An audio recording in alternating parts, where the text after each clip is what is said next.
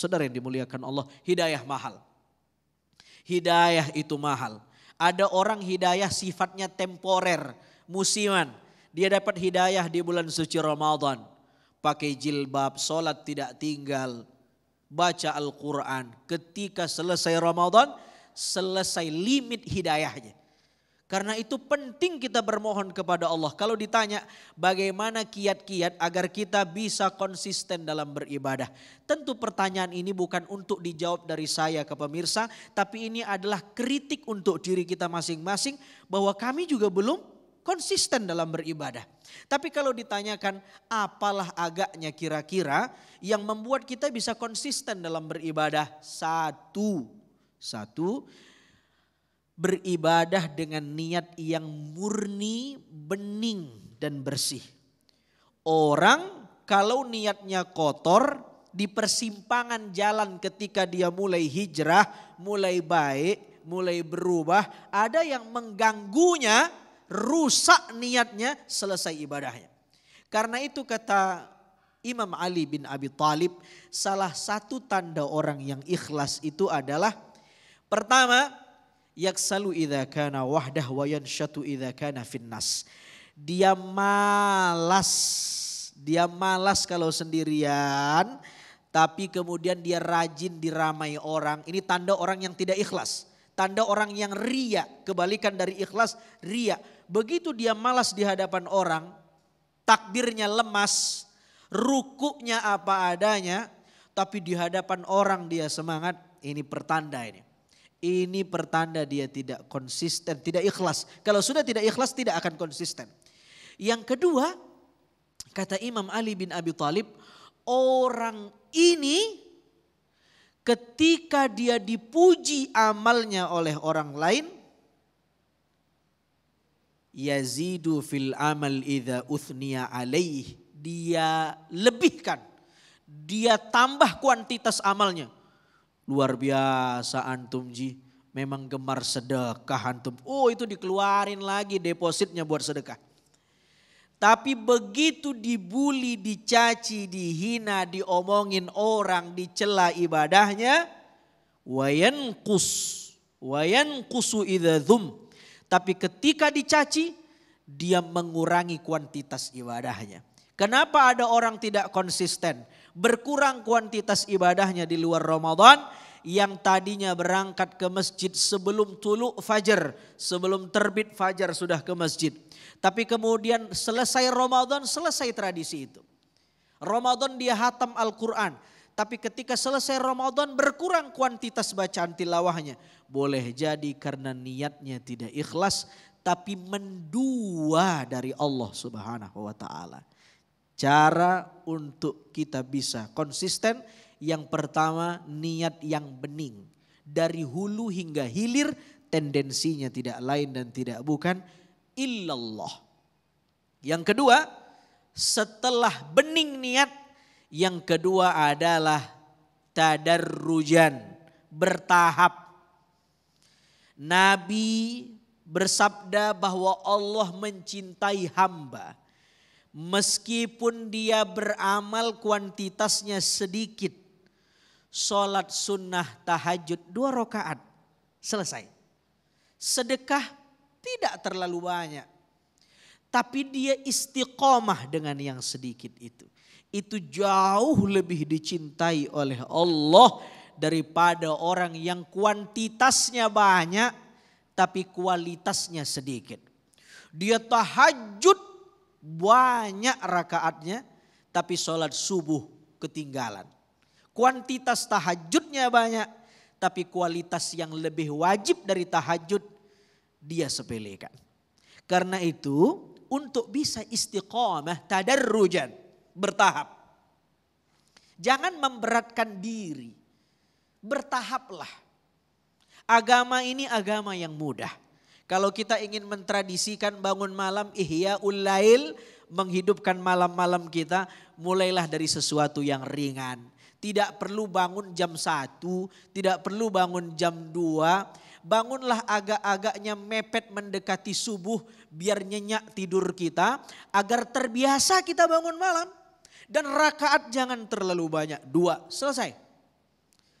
Dan ini terus berlanjut mentradisi dalam hidup kita. Menjadi amaliyah yang paripurna, lalu dia menjadi keistiqomahan. Sedekah dimulai dari barang yang boleh jadi sudah tidak kita gunakan. Lama-lama meningkat. Bukan hanya barang yang tidak digunakan yang kita sedekahi. Yang kita cintai kita sedekahi.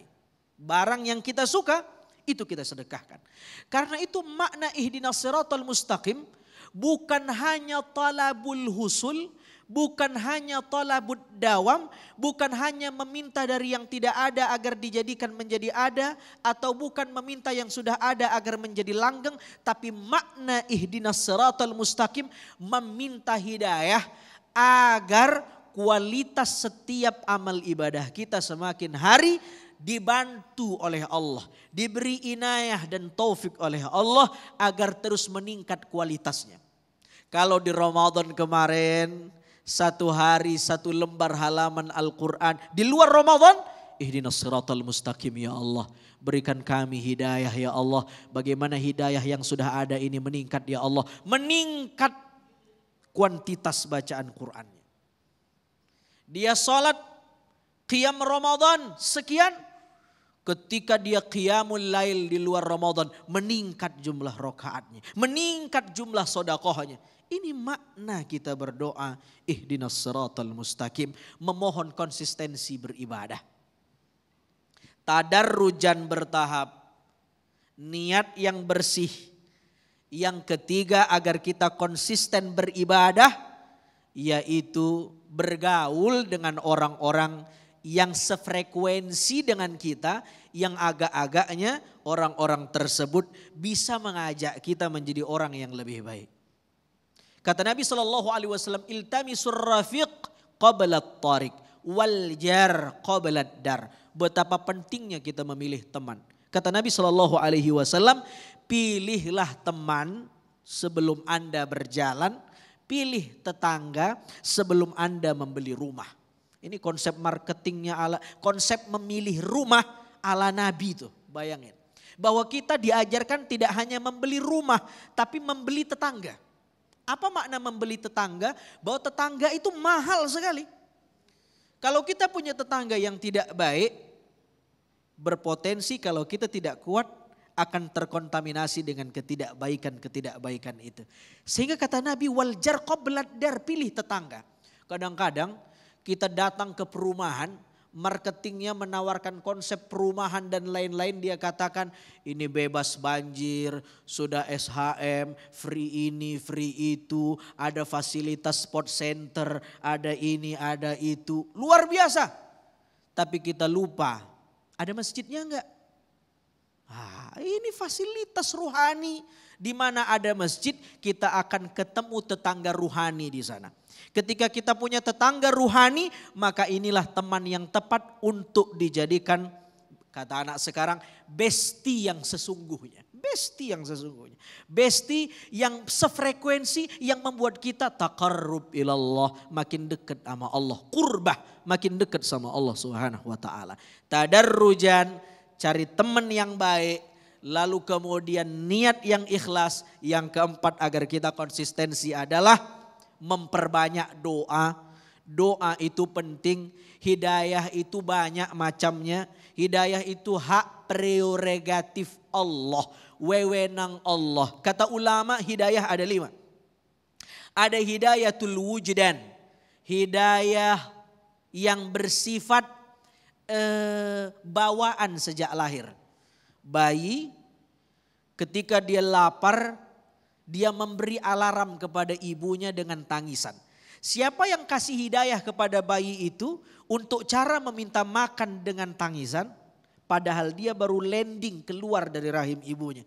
Tidak ada yang ajar kecuali Allah. Namanya hidayatul wujdan. Tapi ada hidayah hissi, hidayah panca indera. Ketika dia nangis, ibunya mendekat, lalu kemudian bibir si bayi tanpa ada yang mengajarkan, dia sudah mulai bisa mengisap ASI ibunya. Siapa yang mengajarkan? Tidak ada. Allah Subhanahu wa taala. Ini hidayah kinestetik. Tidak perlu sekolah, sudah ada. Ada hidayah akal. berapa tambah berapa sama dengan berapa, bagaimana kejadian sistem reproduksi manusia tidak bisa kita dapatkan kecuali dengan cara belajar, membaca, sekolah, berguru. Yang keempat ada hidayatul irsyad. Seorang ustadz menyampaikan 1-2 ayat, satu program religi, ya, mendesain satu judul untuk disimak oleh pemirsa yang di rumah. Ini hidayah irsyad tentang sholat itu wajib. Tapi apakah semua orang yang sudah tahu sholat itu wajib dia menjalankan itu? Belum tentu. Karena itu puncak hidayah namanya adalah hidayatul taufik. Apa hidayatul taufik? Apa yang sudah dia dapatkan di hidayatul irsyad, di hidayatul din dia amalkan. Dia tahu sholat wajib dia sholat. Dia tahu puasa wajib dia puasa. Masya Allah. Mudah-mudahan kita bisa istiqomah sebagaimana istiqomahnya musuh kita iblis. Iblis begitu istiqamah. Dia berjanji, "Tsumma la atiyannahum min baini aydihim wa min khalfihim wa an aymanihim wa an syama'ilihim wa la tajidu aktsarahum syakirin." Tuhan, aku akan goda anak cucu Adam. Tidak bisa lewat kanan, aku datang lewat kiri. Tidak bisa lewat depan, aku datang lewat belakang. Arah-arah ini menunjukkan bagaimana konsistensi iblis menggoda kita. Dia tidak bisa lewat satu pintu, dia lewat pintu yang lain. Kalau iblis saja istiqomah menggoda kita, kenapa kita juga tidak mencoba untuk istiqomah, untuk kemudian al-mukhalafah, konfrontatif dengan provokasi-provokasi iblis di luar Ramadan. Di Ramadan kita sudah mengkerangkeng iblis itu dengan lapar dan haus. Dianggap kita menjadi alumni Ramadan. Di luar Ramadan diharapkan kita bisa mandiri untuk melawan godaan-godaan itu. Mudah-mudahan kita dijadikan hamba yang istiqamah. Allahumma rabbana la tuzigh qulubana ba'da idh hadaitana wa hab lana min ladunka rahmah innaka antal wahhab. Walhamdulillahi rabbil alamin. Nah, pemirsa yang dirahmati Allah, itulah tadi nasihat-nasihat yang telah diberikan oleh guru-guru yang kita cintai. Semoga ini menjadi panduan bagi kita untuk lebih serius lagi, untuk lebih yakin lagi meningkatkan kualitas ketakwaan kita di luar bulan suci Ramadan. Karena bisa jadi orang hanya mencintai bulan suci Ramadan, tetapi 11 bulan berikutnya dia kembali kepada kehidupan sebelumnya di mana dia mengenyampingkan hadiah-hadiah yang telah diberikan oleh Allah. Insya Allah dengan apa yang telah disampaikan tadi, kita akan menjadi orang yang semakin meningkat kualitas keimanan dan ketakwaan kita. Tetaplah bersama kami, Damai Indonesiaku.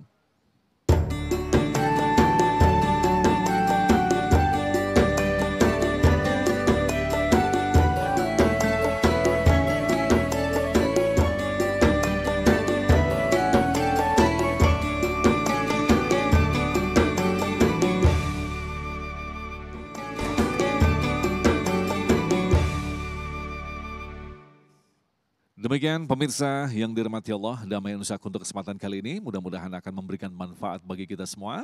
Akhirnya saya Agung Isulhaq dan kerabat kerja Damai Indonesiaku serta pendukung acara ini Sarung Wadimor Tentu Sarung kita mengucapkan terima kasih atas perhatian Anda. Assalamualaikum warahmatullahi wabarakatuh.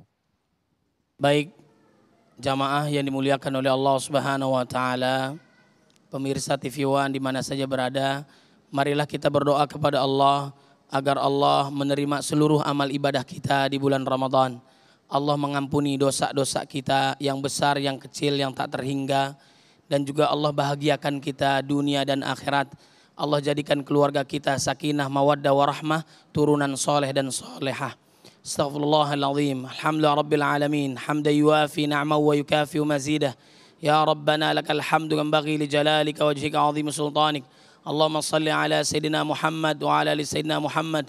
Allahumma inna nas'aluka ridhaka wal jannah wa na'udhu bika min sakhatika wan nar. Allahumma a'inna ala dhikrika wa syukrika wa husni ibadatik.